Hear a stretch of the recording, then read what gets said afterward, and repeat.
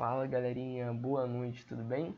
Vamos para mais um vídeo do canal e hoje a gente vai falar sobre propriedades físicas dos compostos orgânicos. Então, eu deixei um cronogramazinho aqui para a gente seguir, tá bom? Primeiro a gente vai falar da receita do difusor, depois a história dos perfumes, depois a solubilidade e por fim, ponto de ebulição.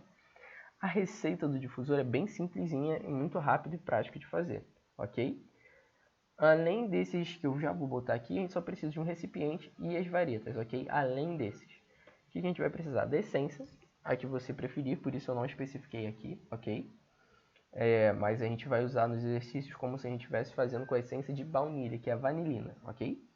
Vamos lá, a gente precisa de 100 ml de essência, então 50 ml de água mineral e 350 ml de álcool de cereais, ok? Agora eu vou fazer algumas perguntas que vão nortear o nosso trabalho, né, a nossa aula. Você já pensou o porquê a gente usa esses palitinhos no difusor? É por causa de um fenômeno muito interessante, importante para a gente conseguir aromatizar o ambiente, que é a capilaridade. O que acontece? A nossa solução aqui ela é absorvida por esses palitos e por capilaridade, é um fenômeno que esse líquido vai subindo pelo palito, até que chega aqui na extremidade. Nessa extremidade ela é espalhada para o ambiente, né? Ok? Então, capilaridade é o fenômeno que faz essa solução, o líquido, né, subir pelo palito, ok? Agora, já parou para pensar por que a gente consegue sentir o cheiro? Muito simples, é por causa do ponto de ebulição de algumas substâncias. Por que isso? Se elas têm um baixo ponto de ebulição, elas passam para o estado gasoso, né? Mais fácil, e é mais fácil da gente sentir cheiro. Não quer dizer que aquelas que têm um alto ponto de ebulição não tragam nenhum aroma, nenhum odor consigo, ok? Só é mais difícil. Você já reparou quando você deixa o álcool aberto, daqui a pouquinho você está sentindo cheiro do álcool? É porque ele é volátil, ou seja, tem a ver com o ponto de ebulição dele que é um pouquinho baixo, ok? Em relação aos demais. E agora já parou para pensar por que a gente só vê uma fase? Bem, isso é por causa da solubilidade. Esses dois assuntos em específico, ponto de ebulição e solubilidade, a gente vai tratar um pouquinho mais à frente. Ok? Aqui eu trouxe um pouquinho das estruturas químicas. Aqui da essência que a gente vai usar, a essência de vanilina, né, a essência da baunilha, o nome é vanilina. A da água, mineral, só que a gente desconsidera, tá, os íons. Botei aqui só a fórmula da água, ok? E o álcool de cereais, que é o etanol, tá? Vamos um pouquinho falar da história dos perfumes, é muito interessante, fica ligadinho aí. Olha só, aqui eu trouxe uma linha do tempo, né, para dar um overview para você ver quão extensa é essa história. Lógico que eu não vou conseguir entrar em profundidade de tudo que foi construído ao longo do tempo, mas eu vou tentar dar uma pincelada, ok? Aqui ó, a gente tem desde a descoberta do fogo, o Egito, a Grécia, o povo judeu, o povo árabe, até as cruzadas, enfim. Vamos dar uma olhadinha rapidinho? Vamos lá. Primeiro, já deixei um spoiler aqui, a descoberta do fogo. Mas o que isso tem a ver? Tem a ver com os sacrifícios. Desde que o homem conseguiu dominar o fogo, né? Descobriu o fogo, dominou ele. O que aconteceu foi que o homem começou a fazer sacrifícios. Ele simplesmente queimava caules, às vezes folhas juntos, né? E até animais. E quando aqui eu botei o exemplo da hortelã. Quando fosse queimada, ela ia liberar essa substância aqui, que é o mentol, é o responsável pelo odor da hortelã. Aqui, se esse veado, essa corça, ela fosse sacrificada, ela ia liberar essa, queimada, né, ela ia liberar essa substância aqui, que é o muscone, ok? Que é um odor, né, que foi muito utilizado para perfume, tá? Mas você já sabe a origem da palavra perfume? Ela quer dizer através da fumaça. A origem é essa. E a origem é meio religiosa, né? Através da fumaça. É o quê? O sacrifício, é o incenso. Então, através da fumaça vai algo junto, né? Estou oferecendo algo aos deuses através da fumaça. Isso tem diversas culturas. Não é verdade? Então, vamos lá. Essa é muito interessante. A gente vai tratar um pouquinho do Egito. Como é que os egípcios eles faziam perfumes antigamente?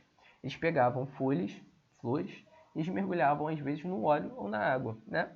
E vem o seguinte termo, unguento, que é bastante conhecido por algumas religiões, né? a judaico-cristã principalmente. Tem alguns relatos bíblicos que usam exatamente esse termo, unguento. Ok? Olha só, aqui eu fiz questão de botar essa foto. Essa foto ela tá mostrando o uso do perfume. Então a gente tem registros em papiros, em pinturas sobre o uso do perfume daquela época, que estava ligado, obviamente, à nobreza, ao faraó e aos sacrifícios, né? A parte sacerdotal do Egito. Aqui eu botei aqui uma tumba, por quê? Porque eles acreditavam em vida após a morte, e quando eles eram, né, embalsamados, enrolados na fita, eles recebiam também perfumes. Perfumes, exatamente. Então, isso fazia parte da cultura deles. Agora, uma curiosidade muito interessante é sobre Cleópatra.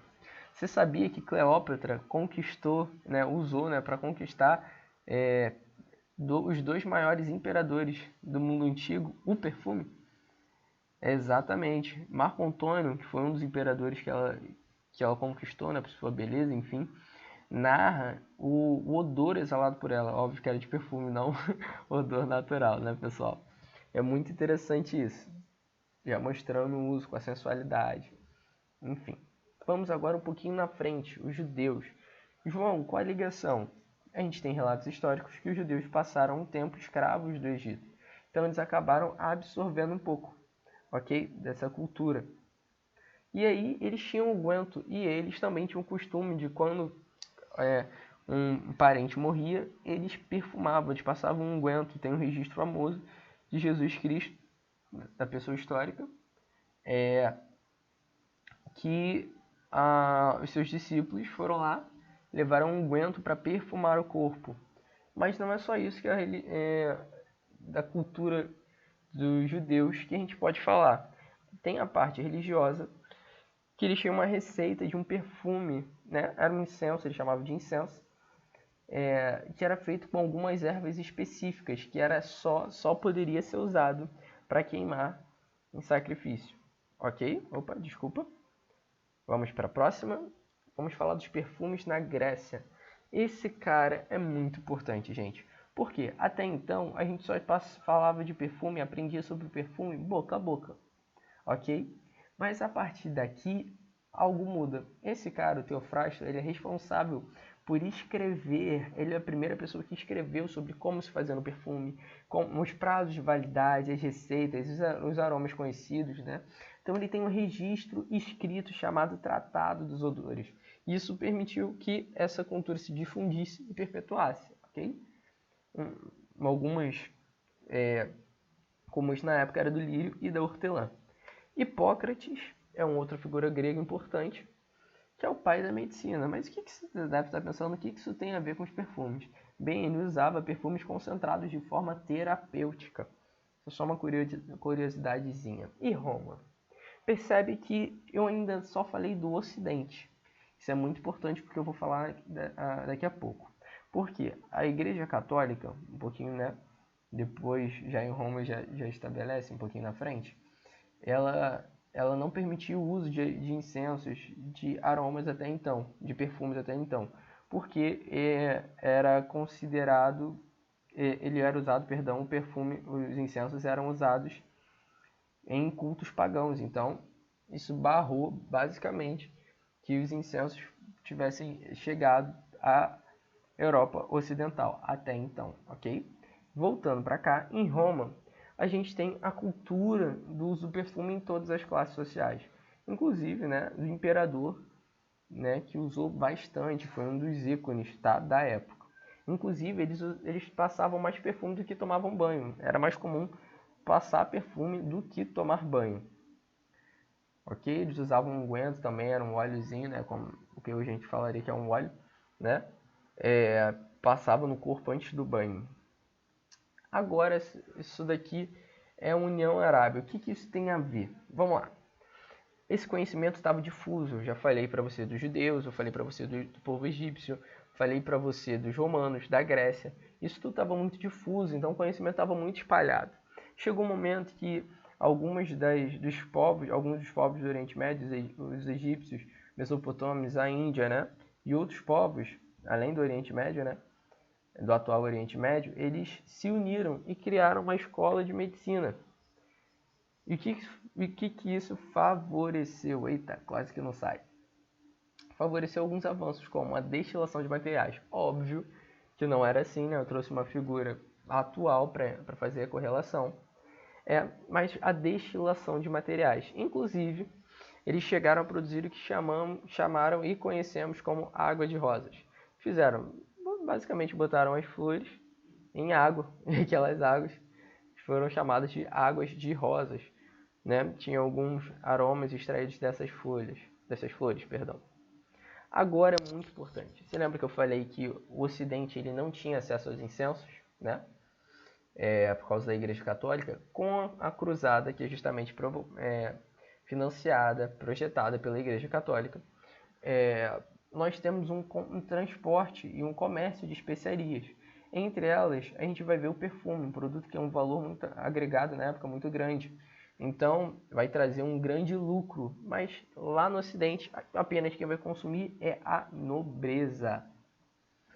Chegou um momento tal que o consumo desse foi tão grande que uma rainha da França, ela tinha o seu próprio grupo de produção de perfumes só para ela. Exatamente isso. Como a demanda foi aumentando, daqui a pouco alguns monges eles começaram a plantar flores, né, para que pudesse extrair essas essências. Outro fato interessante são os perfumes na cultura inglesa. Chegou um tempo que uma rainha ela incentivou, né, que as mulheres, todas as mulheres em geral, as comuns, né, a nobreza teria seus servos fazendo isso, mas plantassem ervas aromáticas, flores aromáticas, para a produção de perfume em casa. E eles preparavam, né, um extratozinho e levavam em sacolas penduradas nas roupas, conforme andando e aromatizando, né, e melhorando o odor. E com o aumento das cidades dos burgos, né, a gente tem uma poluição, uma sujeira nas ruas muito intensa, então um odor muito desagradável. Começaram a usar perfume para combater esse odor. Eles tacavam perfume nas ruas. Né? Com o tempo,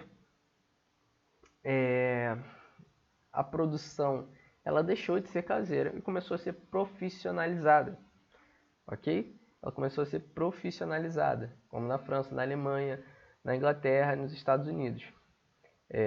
Esse elixir da vida aqui é uma história interessante. Foi criado na Alemanha as águas de colônia, né? E aí ela era vendida como elixir da vida, mas era uma colônia, né? Vamos lá. Com o tempo, né, com o avançar da ciência, foi desenvolvida a química orgânica. E com o desenvolver da química orgânica, começaram a se sintetizar as substâncias que tinham esse odor, que, né, liberavam odores. Com isso, o que isso permitiu? Que a gente não matasse mais os animaizinhos. Né? Antigamente, eu ia precisar matar sempre sempre os animais. No caso, né, dos odores oriundos do animal. Para conseguir aquela substância. Então ia chegar um momento que não ia ter mais esse animal, ia levar à extinção. Então a síntese acabou preservando a natureza em certo ponto. Outra descoberta interessante foi o aroma de alguns aldeídos determinados. Okay?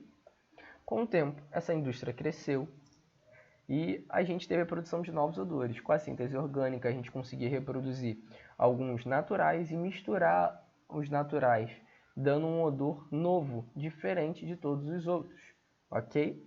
Já nessa época já é o perfume da forma que a gente conhece. E algo que cresceu com isso, né, foi o controle de qualidade. Técnicas específicas, técnicas mais rigorosas para a qualidade dos perfumes. Bem, esse foi um overview sobre a história dos perfumes. Agora vamos para o conteúdo? Vamos lá? Vamos falar de solubilidade. Você deve estar perguntando, João, o que isso tem a ver com o meu difusor? Bem, se lembra que a gente misturou a essência, o etanol e a água?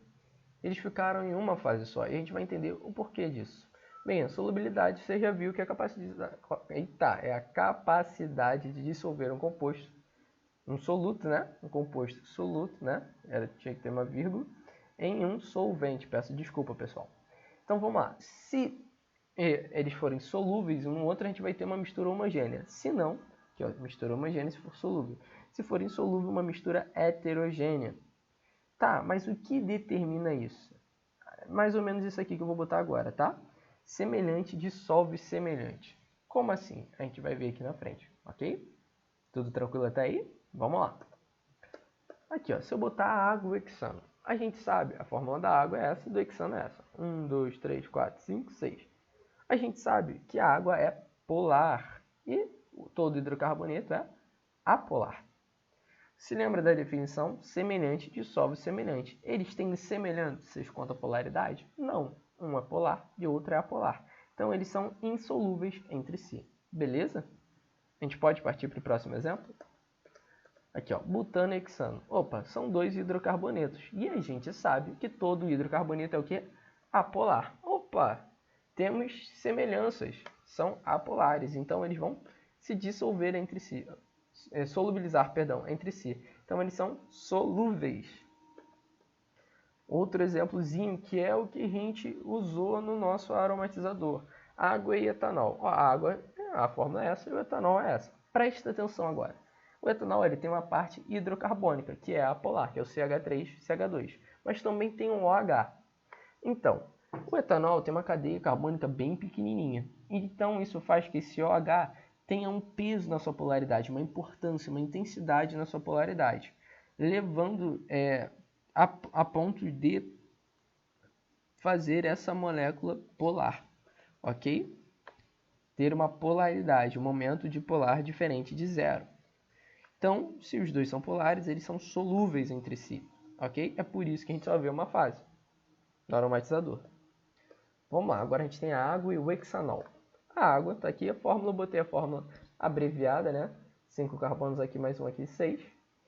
Olha só, aqui a gente tem a parte hidrocarbônica, mais uma vez, tá? Eu destaquei, mas olha só a diferença.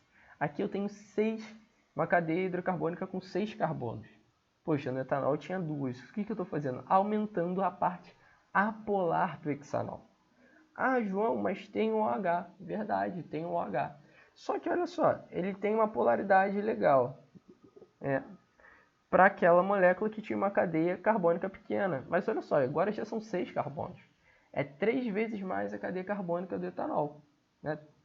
Então, olha só, essa polaridade fica muito pequena, ao ponto da gente, quando a gente misturar, a gente perceber que ela é praticamente apolar, né? Quando a gente analisar aqui qualitativamente, se a gente analisar, a gente vai chegar ao resultado que ela é praticamente apolar, ok? Então, você vai ver que ela não se mistura com a água, porque a água é polar e o hexanol é praticamente apolar, tá? Falo praticamente porque tem a pequena polaridadezinha do OH, mas que não vai ser suficiente para solubilizar um no outro, tá? Ok? Não vai ser suficiente para fazer com que a molécula de hexanol seja polar. Show? Vamos lá, agora botei esse exemplo aqui, ó. Peguei a água, o etanol, a vanilina, que é a essência que a gente usou, metanol, o muscone, e a gente vai analisar. A água a gente sabe que é polar, né? Aqui, ó, a água é polar. O etanol a gente já viu que é polar. A vanilina, olha só, ela tem esse OH aqui, tem essa dupla O, tem esse éter aqui, então ela é polar, né? Se a gente analisar. Agora, olha só o mentol. O mentol, ele tem uma parte hidrocarbônica muito grande e tem um OH. Então, ela é muito pouco polar, ela é praticamente 100% apolar, beleza? Da mesma maneira o muscone, olha só esse grupo hidrocarbônico aqui, é enorme. Então ela é praticamente apolar. Ah, João, tem a dupla O, verdade. Mas a contribuição dela para a polaridade da molécula é muito, muito insignificante, muito pequena, ok? Então olha só, se eu fosse considerar aqui, ó, eu tenho a água, tenho o etanol, tenho a vanilina, tenho o mentol e o muscone. Se eu pegar aqui a vanilina, ela vai solubilizar melhor aonde? Na água e no metanol. Se a gente considerar que a gente tem uma parte apolar e uma parte polar, seria no etanol. Por quê? Porque o etanol tem uma parte apolar e uma parte polar, ok? e a água só tem a parte polar. Agora, se a gente pensar no mentol, olha só o mentol. O mentol tem uma parte apolar muito grande. Então, ela precisaria de uma molécula com caráter apolar, que a gente não encontra nem na água nem no etanol. Beleza? Da mesma forma, o muscone. Então, é por isso que quando a gente for usar, né, a vanilina, a gente usa o etanol para solubilizar a vanilina. Beleza? Se eu fosse querer usar o mentol, a gente provavelmente teria que usar um outro solvente mais adequado. Ok? Ih, perdão, passei direto. Vamos falar de pontos de ebulição. Ok?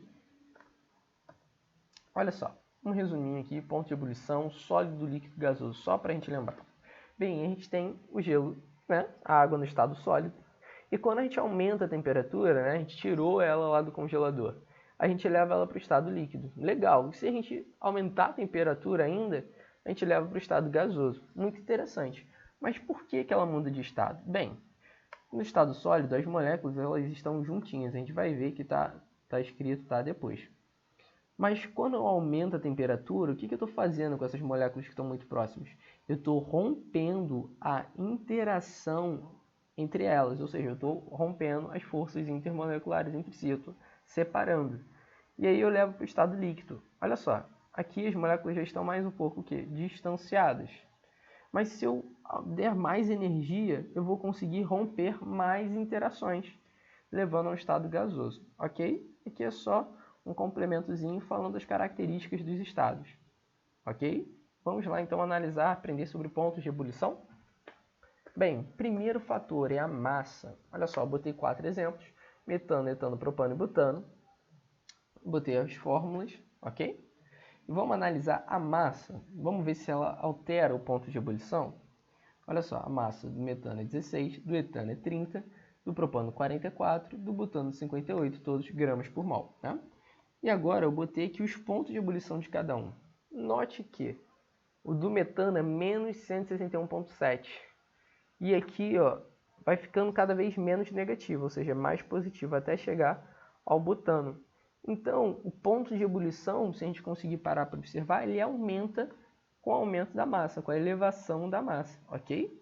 Ó, a massa está crescendo e o ponto de ebulição também, que era muito negativo e está diminuindo, né? Está chegando a zero, ok?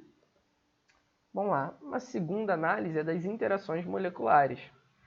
Por que eu botei isso aqui? Lógico, a gente está falando de interações moleculares, mas eu estou botando o sentido de força. O que? Eu botei aqui, ó, sentido crescente da força das interações moleculares. O dipolo induzido é o mais fraco de todos. O dipolo-dipolo é intermediário e a ligação de hidrogênio é a interação molecular mais forte. Ok? Para quem for tirar o print, voltei aqui. Opa, vamos lá.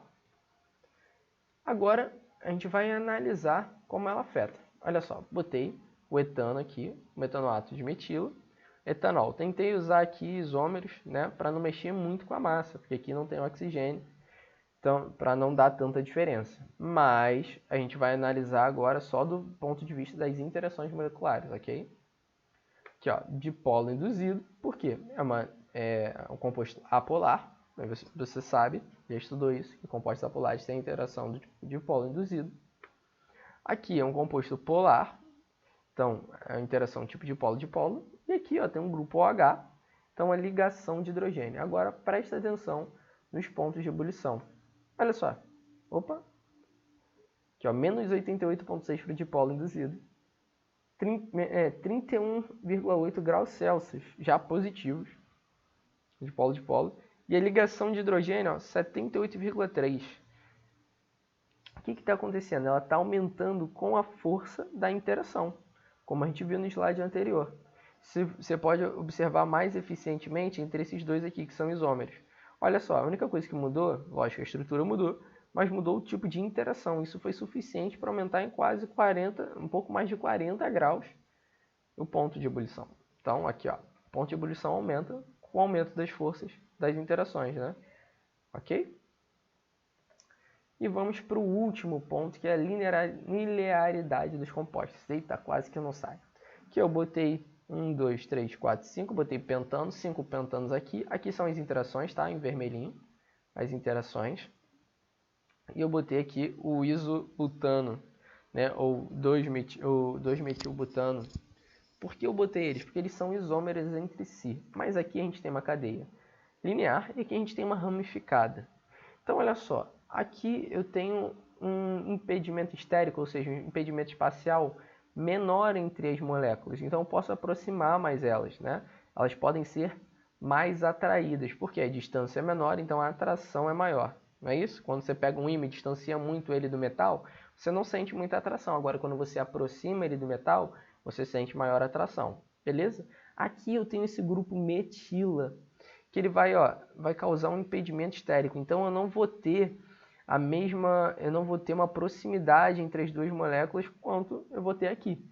Como elas vão estar mais distantes, elas vão estar mais fracamente atraídas. Então olha só, esse grupo de molécula linear, as moléculas vão estar mais próximas, porque não tem impedimento estérico, ok? Resultando em interações entre as moléculas mais intensas, provocando um ponto de ebulição mais alto.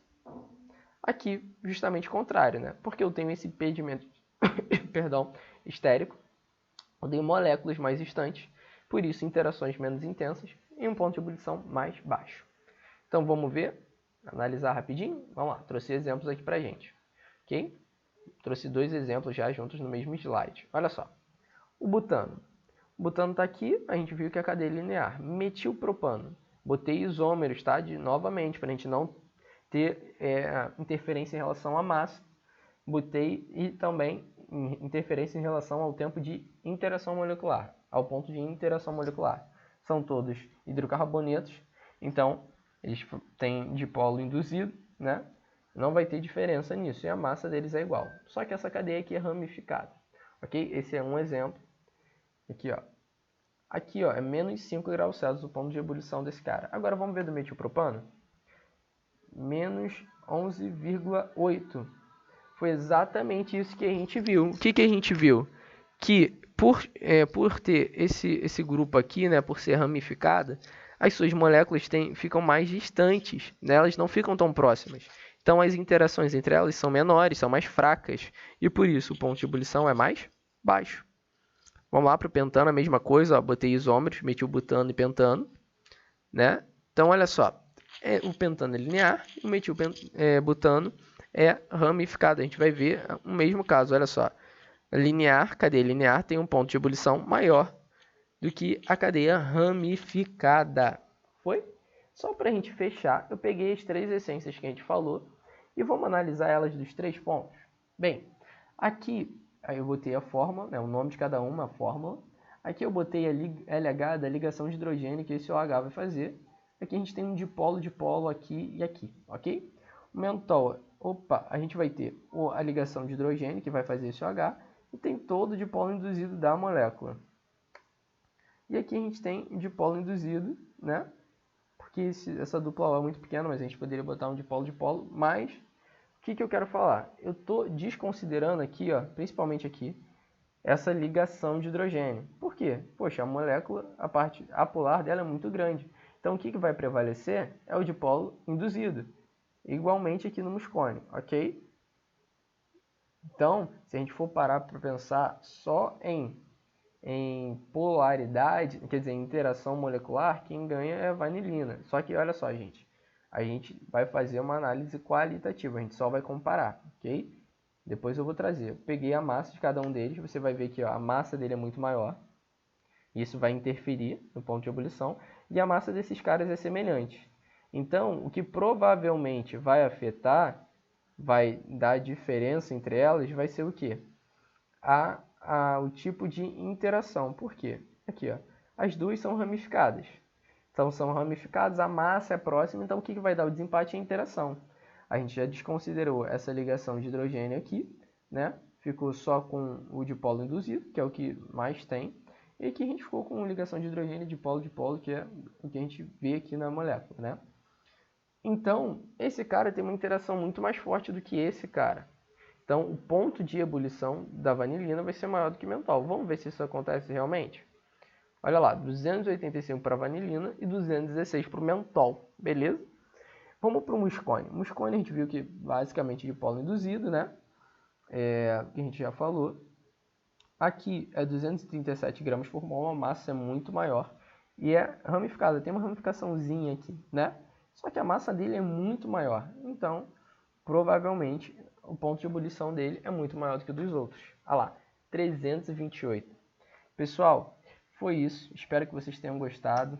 Qualquer coisa, bota aí nos comentários que a nossa equipe vai estar pronta para poder ajudar vocês, tá ok? Tchau, tchau.